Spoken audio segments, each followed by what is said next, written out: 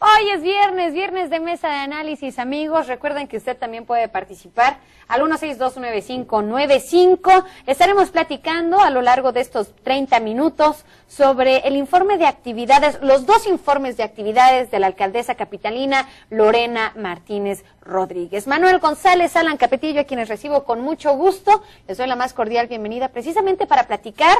Por una parte, vimos en punto de las 11 de la mañana el informe obligado por ley, que es en una sesión solemne de Cabildo, en donde lo marca, lo estipula la ley, que tiene que informar sobre los logros y las metas alcanzadas a lo largo del primer año de actividades.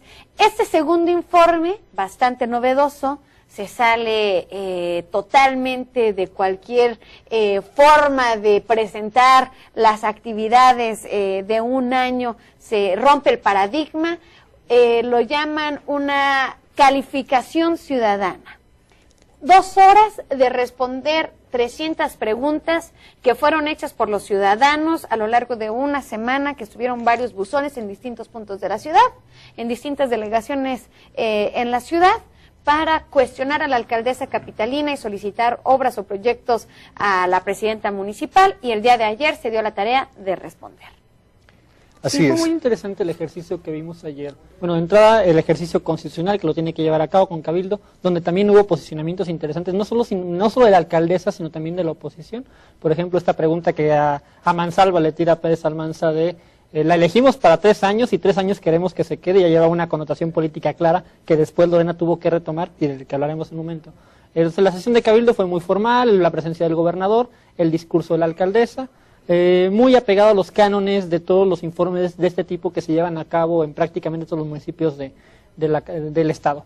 El que sí fue de alguna manera revolucionario en ese sentido fue el informe de la tarde, la llamada calificación ciudadana, sobre todo porque, como bien lo dices, explotaron esta vena que Lorena Martínez tiene muy natural, muy propia en ella, esta vena de la improvisación, esta vena de hablar frente al público sin tener un script, saliéndose del cartabón en el que luego algunos políticos se mueven, esos políticos que están acostumbrados al discurso monolítico, con las frases hechas y hasta los movimientos un poco forzados, practicados de oratoria, muy cuadrados, y ella se sale de este cartabón, se expone al público con preguntas que llegan a ser incómodas en algún momento. Hay otras preguntas que son de mero trámite, son muy relativas, un impacto muy pequeño, pero hay preguntas que van al fondo y que ella las tiene que afrontar, y las tiene que afrontar sin un script, las tiene que afrontar con lo que tiene acá, y es interesante. El primer bloque de preguntas fueron relacionadas con el tema de seguridad pública y servicios públicos, ¿no? Fíjate, Alan, una de las cosas interesantes que vemos en esta ruptura, digamos, del tradicional esquema de lo que por mucho tiempo era el día del gobernante, ¿no? Fuera gobernador, presidente municipal o presidente de la República, este tema de informar en este ambiente rodeado de la clase política y demás, lo que vemos es ahora un acercamiento que ciertamente solo se ve en países con cultura política desarrollada. Es decir, el político que sale, como lo dice Alan, enfrenta y de alguna manera no que confronte, sino que se dispone a explicar de primera mano todas las implicaciones que ha tenido el desarrollo de la administración. Creo que esto es arriesgado, ciertamente, porque al final de cuentas exhibe la naturaleza no solamente del sujeto, sino también el trabajo y las habilidades que pueda mostrar, no solo ante los ciudadanos, sino, y más allá de la improvisación, quiero decir, sino en su oficio, en su tarea, como político, como actor de tiempo completo, pues.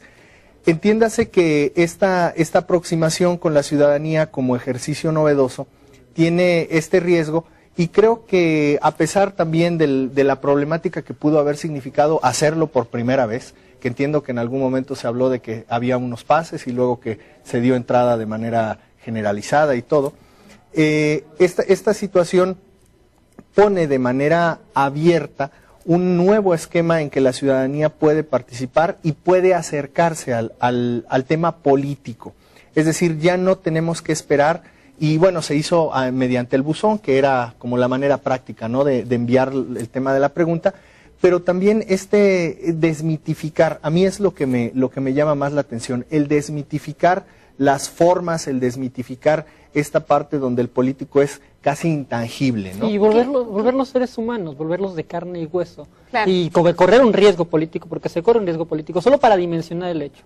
Lo que hizo Lorena Martínez ayer, esa capacidad de improvisación que le vimos, pues fue la que le faltó a Enrique Peña Nieto para sortear el tema de los libros hace algunas semanas. Y la gran crisis política que ahorita vive el candidato a la presidencia tuvo que ver de la ausencia de esa capacidad que, por ejemplo, ayer Lorena Martínez expresó que tiene muy dominada, la capacidad de improvisar, la capacidad de hablar frente al público, la capacidad de elaborar un discurso sin tener enfrente el papel o sin tener el prompter. Y eso es importante porque te refleja la capacidad intelectual, la capacidad de liderazgo, la capacidad de comunicación que tiene el político y que esperas que tenga a la hora de afrontar la administración pública. Así esperas que esté administrando la cosa pública. Entonces, reflejar eso sí es un mensaje político importante porque refleja mucho liderazgo.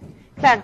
Y sobre todo rompe las formas que en partidos tan adoradores de las formas como es el Partido Revolucionario Institucional no deja de ser novedoso cuando estamos acostumbrados a que en ese partido particularmente hay un tipo de discursiva, hay un tipo de retórica que está muy acendrada y que en muchos sentidos parece monolítica, ¿no? Claro. Entonces, aquí hay otro tema muy interesante que yo creo que más allá de la forma en cómo se hizo y cómo se vio el lugar y la participación de la ciudadanía, yo creo que hay una parte que no debemos de dejar de lado como lo que estamos haciendo ahorita, que es el análisis, sino yo quisiera poner en tema en la mesa que es la rendición de cuentas, ¿no? Todos los políticos a partir del 2000 empezaron a hacer lo que era transparencia y dejaban de lado la rendición de cuentas. Y el día de ayer yo creo que fue un ejercicio, más allá de la participación ciudadana, que es plausible,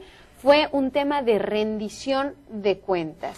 Era lo que te comentaba, es decir, este arriesgarse tiene que ver con darle un valor agregado al tema, sí, de la transparencia y también al tema de desmitificar.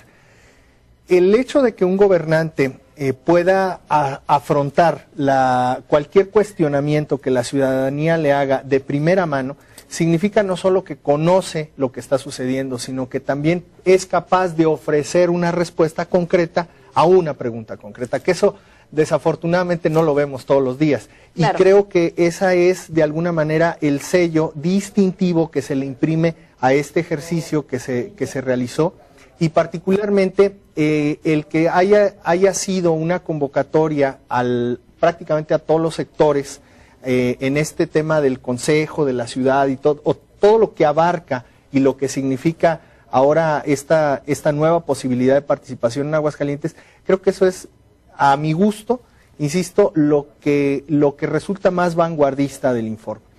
También quisiera comentar, no deja de sorprender el acompañamiento que se hizo de la clase política respecto del informe.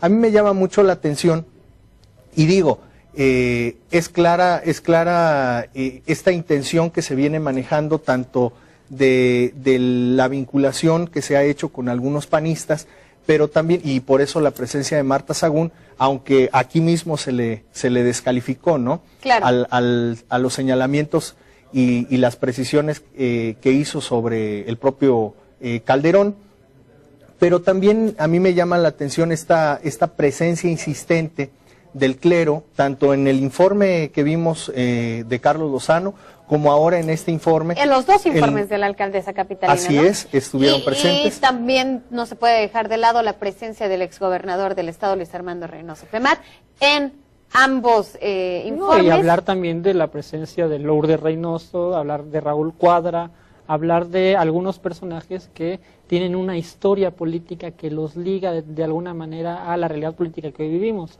Digo, para nadie es un secreto que hubo un rompimiento en la administración pasada con una fracción de su partido que después jugó, o parece ser que jugó en función del cambio que se dio en Aguascalientes el año pasado. Entonces hay señales políticas importantes. También esta señal donde Lorena Martínez dice muy claramente con todas sus letras: por 3 años me eligieron, por 3 años me voy a quedar, lo cual también tiene una repercusión política amplia porque se empiezan a reajustar las cosas al seno del partido gobernante, para buscar a los candidatos, sobre todo al Senado en el caso de Lorena Martínez. Entonces hay una señal porque se viene ya el proceso Federal Electoral. Estamos ya sobre los plazos para que se registren los candidatos al Senado de la República y a las diputaciones locales, y la negociación, obviamente, a partir de esta señal que se estuvo especulando durante mucho tiempo si Lorena se quedaba o se iba, pues empieza propiamente dicho la efervescencia, y vamos a ver cómo se reacomodan y cómo se acomodan las fuerzas. Y también implica, obviamente, asumir una posición interesante, una apuesta política donde se juega todo su capital político, porque todos sabemos que Lorena Martínez tiene una aspiración a largo plazo, que es la gobernatura del Estado. Y cuando juega a quedarse los 3 años en la alcaldía, pues se juega todo en busca de dar resultados y de rendir cuentas, que es algo que me gusta mucho de lo que estabas manejando tú, Alejandra.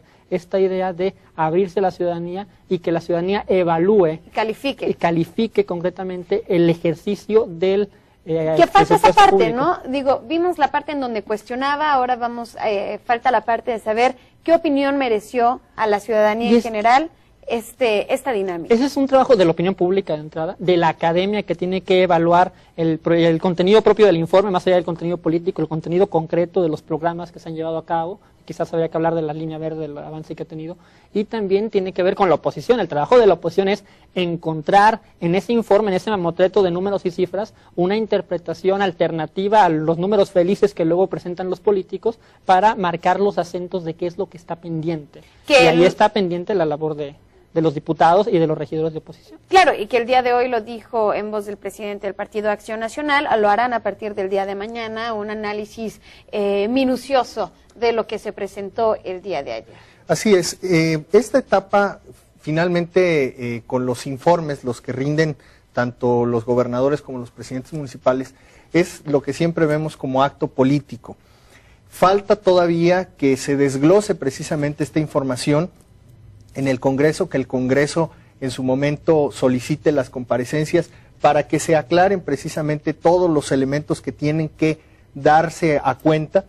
Y a mí me parece muy significativo, digo, entre la evaluación de lo que vimos la semana pasada y esta semana, creo que hay una condición, al menos, donde se rompen cosas, donde se plantean novedosas cosas, y me parece significativo, sobre todo para la ciudadanía, el tema de que no solo se escuche que se da un informe, porque al final de cuentas... Pues, informar cualquiera, ¿no? Informar cualquiera, ¿no? O sea, puedes leer un script en el que tienes ahí un listado de números, que a veces prácticamente entre la vorágine de que lo sueltan todos... Son números de mero trámite, además, que cada año se pueden dar. Claro, o sea, estar escuchando porcentajes realmente no te dice nada, o sea... lo que tenemos que ir viendo, y esto será también parte de la percepción ciudadana y de cómo pueda crecer la percepción ciudadana, es lo que la gente pueda observar en la calle, lo que la gente pueda observar de manera directa en el desarrollo de la economía, si hay mayor seguridad, si percibe que hay mayor empleo, si percibe que en su casa o en su colonia los servicios son mejores, en fin, estas cosas que finalmente, por lo general en las administraciones quedan divorciadas, es decir, claro, la ciudadanía no tiene... No lo recoge. No tiene, exacto, no hay un mecanismo que recoja este sentir y que de alguna manera se interprete en algún parámetro o en alguna magnitud para que también el político tenga esta percepción de contraste, es decir, el político puede decir lo que quiera, puede decir que está bien según lo que ha hecho, o puede decir que está medianamente bien, pero en sí no hay este contraste con la ciudadanía, o no había un mecanismo de contraste con la ciudadanía que pudiera expresar mediante un mecanismo aceptado cuál era precisamente esta percepción. No, y habría que profundizar en mecanismos como este, en particular porque este tema de la percepción y la realidad siempre es un tema que es difícil para la evaluación de la administración pública, porque hay una idea generalizada de lo que está pasando que es una percepción y hay números evaluables concretos con una metodología concreta que se puede llevar, que no siempre se corresponden, a veces están divorciados uno del otro. Entonces el trabajo del discurso político, el trabajo de la comunicación política es explicar estas realidades para construir la percepción de que no solo están ahí como números vacíos, sino que en realidad están reflejando un trabajo y un esfuerzo de la administración pública. Siempre es difícil embonar ese tipo de discurso y es de lo que se trata. Y en particular, hablando de estos mecanismos abiertos de comunicación con la ciudadanía o con los que dicen que son representantes de la ciudadanía, en realidad yo creo que sí tienen un grupo representativo de ciudadanos y lo lograron. Yo creo que se puede consolidar más. pero esta idea de intercambiar preguntas, yo creo que pueden, inclusive no podría hacerse un ejercicio cada año. Me parece que quizás podríamos inclusive pensar en ejercicios más cercanos, más continuos, y yo creo que sería no solo deseable en el punto del deber ser, sino políticamente rentable para la alcaldesa. Pero pues habría que ver si su equipo está dispuesto a correr los riesgos que implican ese tipo de comparecencias, porque luego hay preguntas incómodas. Claro. Como ¿cuántos libros lees? Claro. Sin duda. Y bueno, finalmente aquí tendremos que, ojalá que si se repite una dinámica como esta, los buzones estén abiertos por más tiempo y exista mayor participación ciudadana, porque cabe destacar que 300 preguntas en una población de 800,000 personas, pues realmente resulta poco y poco representativo además, ¿no? Habría que ver. Habría que ver, sí, claro. Siempre tendrá complejo. Habría que ver y ojalá se repita algo similar. Como cada viernes, yo les agradezco su presencia, muchachos, por analizar los temas que están en boga en materia política. Manuel González, Alan Capetillo, nosotros así cerramos esta hora de información. Muchas gracias a usted por su preferencia, disfrute de su fin de semana y nos veremos el próximo lunes. No olvide, 14 horas más con Diana Lomelí el próximo lunes y usted y yo tendremos una cita en punto de las 20 horas. Yo lo dejo con la cápsula del Picacho. Porque Ale lo dice mejor. Bueno.